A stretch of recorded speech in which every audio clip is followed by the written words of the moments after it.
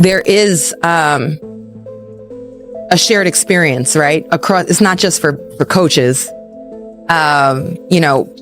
Black women getting the opportunity. And it's not just like, oh, why aren't the Black women getting the opportunity? It's also when they do get the opportunity, what is the nurturing of that Black woman in that role when she has the opportunity? When this Black woman has this seat as head coach, for me, is it she being supported and giving the chance to implement her system? Is she being given feedback? And is her vision and voice being supported? Or is she working within an organization where she's facing opposition? Can you imagine? How can you succeed when you're not getting wind beneath your wings? Or when you have to go, when it's opposition, you're trying to implement. I just want to make sure too that the bar doesn't get changed when we're talking about Black women holding that seat. And I do think that happened. The bar got changed in the situation of the Chicago Sky. This is not about coming for Tyler Marsh's head. This is about the Sky franchise. Spoon was hired by the Chicago Sky October 12, 2023. She was fired September 26, 2024. That was less than a year. And if you actually look at WNBA seasons and like when she actually had time with the team, she had about 6 months with the franchise and with the players. It's a sign of a turbulent organization if you fire a coach after 6 months. You never gave them a real chance. Since they won that championship in 2021, they've had 4 coaches. So that's 4 coaches in 4 years. That's just a lot of turnover. Okay, the bar changed though, because Spoon finished 13-27, and even still, she had the support of franchise players. Angel Reese, other players were vocal about her. This season's team of the Sky, led by Tyler Marsh, finished even worse. 10-34. They tied for last. The results were worse. They also missed the playoffs. And obviously at the end of the season, there was a lot of dysfunction. Why was 13-27 for Spoon not acceptable, but 10-34 for another coach is? Why did the bar change? I feel that has to be called out. Why wasn't Spoon given a second season of continuity to implement and grow her system? We've got to keep an eye on that and call that out. So here's what just happened. ESPN analyst Chiny Aguamike is finally speaking up about a major issue shaking the WNBA. She called out the league for failing to hire Black women as coaches. Seriously, an ESPN analyst publicly put the entire league on blast after multiple coaching hires were announced this season, and not a single one was a Black woman. Instead, the WNBA brought in 3 coaches directly connected to the NBA, and that decision has sparked a massive conversation about who actually built this league and who is getting left behind. The people who helped shape women's basketball from the beginning are now questioning where they stand, and honestly, the timing couldn't be worse for the WNBA's public image. This controversy shows up right when the league is already under a microscope. It forces everyone to stop and think. When a league makes choices like this, what does that say about their priorities? What do they truly value? Look at this. Ta-da! I bet y'all noticed there is a new trend in the WNBA, a new pipeline for head coaches.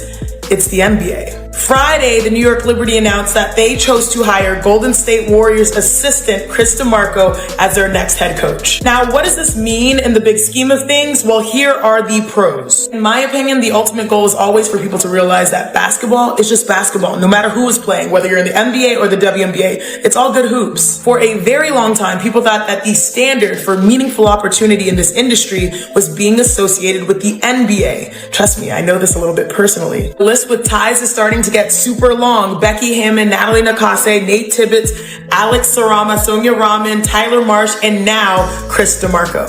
For additional context, there are more coaches in the NBA than there are players in the WNBA. So getting a promotion to head coach in the NBA, especially with how they recycle respected names, probably seems really difficult, nearly impossible. But you know what they say, money talks. With coaches now making well over $1 million, the WNBA is now becoming a destination for opportunity. I'm sure people are noticing that if you're not getting hired from the NBA, you're most likely now coming from college. Lynn Roberts, Carl Semesco, and Jose Fernandez. And this leads me to my cons. It's getting increasingly hard for aspiring coaches or even former players to win from within. Internally, the WNBA has some of the brightest minds. Christy Tolliver, Breon January, Karima Christmas Kelly, Lindsey Harding, who is currently with the Los Angeles Lakers. Entering last season, Noelle Quinn was the only Black female head coach in the entire WNBA. And now the count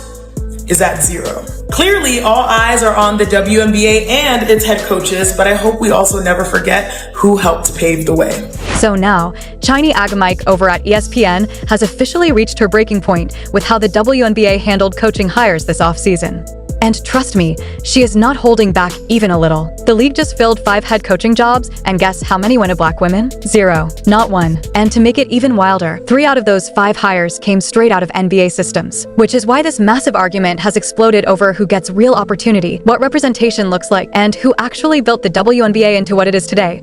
She said it herself. I love a good unqualified man hire. Woo, love it. I love it. Obviously sarcastic. She's basically calling it embarrassing. Because this isn't just about someone nice getting an opportunity, it's about people with little to no relevant experience being placed into top roles while women, especially Black women, are told they need more experience, more years, more proof. She points out how wild it is that some coaches are stepping in with no college coaching background, no pro coaching background, nothing. Meanwhile, the constant narrative for Black coaches is always, they don't have enough experience. It's a double standard, clear as day. This is why she says people love to rant about political correctness and sensitivity.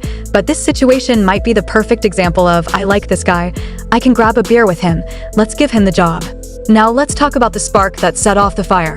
The New York Liberty hired Chris DeMarco, longtime assistant coach for the Golden State Warriors. This came right after they fired Sandy Brondello, yes, the same coach who literally just won them a championship. They took home the trophy and she still got fired. That alone stunned everyone, but hiring DeMarco afterwards is what made everything explode. To be fair, DeMarco's resume is stacked. With Golden State since 2012 for championship runs, helped develop Steph Curry, Klay Thompson. On paper, that's a winning background. From a basketball perspective, it's a strong hire. But here's where the issue becomes clear. This is now the 3rd head coach from an NBA pipeline this offseason. We already have Becky Hammon in Vegas, Natalie Nakase with the Valkyries, and now DeMarco in New York. Add in guys like Nate Tibbetts or Tyler Marsh, who completely imploded in Chicago, and the league is starting to look like it's prioritizing NBA resumes over growing its own. It's giving good old boys club. And the next time this conversation comes up, don't crawl out of the shadows to act shocked. Then you've got expansion news. Portland Fire hires Cavs assistant Alex, and that's where Chinese argument lands even harder. Because before last season, the league had just one Black female head coach, Noelle Quinn, and now that number is 0. None. In a league built, dominated, and carried forward for decades by Black women. That's not a small issue, that's structural. She even breaks down the both sides perspective. In theory, NBA coaches transitioning over could boost WNBA legitimacy and show that basketball is basketball, no matter the league. And with WNBA salaries crossing $1 million, coaching positions are finally prestigious enough to attract big names, wants to be. But the downside is massive. It's becoming harder than ever for former WNBA players and longtime assistants to climb the ladder inside their own league. You've got brilliant basketball minds already in the building, women who've played at the highest possible level. But her explosion in popularity did coincide with a shift in how the league is operating, and people are noticing that.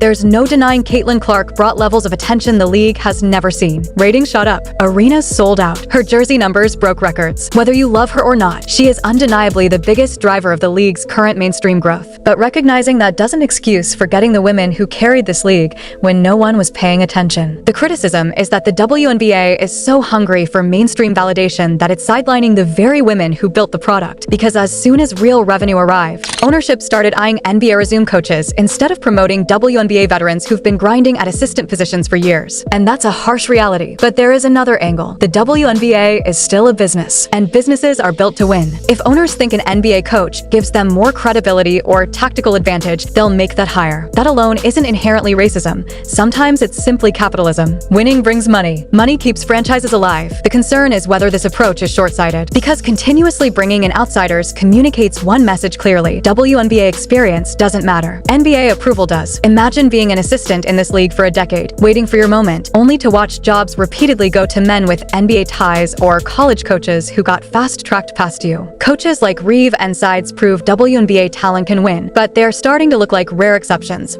not the blueprint. The new pattern favors NBA connections, not internal development. Chiney even pointed to former legends like Swin Cash and Taj McWilliams Franklin, women who understand the league deeply and could coach at a high level, yet they aren't even being interviewed, let alone hired. That's why the New York Liberty example stings the most. They won a championship with Sandy Brondello, then replaced her. The official claim was a new direction, but timing suggests their eyes were on DeMarco the moment he became attainable. Sabrina Ionescu even contacted Steph Curry for insight, which shows players were involved, but also shows the priority was NBA pedigree over proven WNBA success. Here's the uncomfortable truth. These hires are designed to attract NBA audiences. Ownership believes that bringing in NBA-connected coaches elevates the brand and signals legitimacy, but doing so undermines the very identity of the WNBA. It sends a message that internal experience isn't enough and that you need an NBA stamp to be respected. That erases history, and it especially erases Black women. Even if you don't call it racism, it's still harmful, because intentional or not, the outcome is the same. Black women who built this league are getting boxed out. Caitlin Clark's fame opened doors. That's undeniable, but the league didn't begin with her. Legends like Lisa Leslie, Cheryl Swoops, Cynthia Cooper sacrificed so the WNBA could exist in the first place. They built the runway Caitlin is now taking off from. Yet now, while money pours in, those same women are being pushed to the outside. This offseason told the story loud and clear. DeMarco to New York, Nakes to Golden State, Marsh to Chicago, and he collapsed. The trend is obvious. NBA pipelines are being prioritized, WNBA lifers are losing ground, and young Black women who dreamed of coaching are wondering if there's even a path anymore.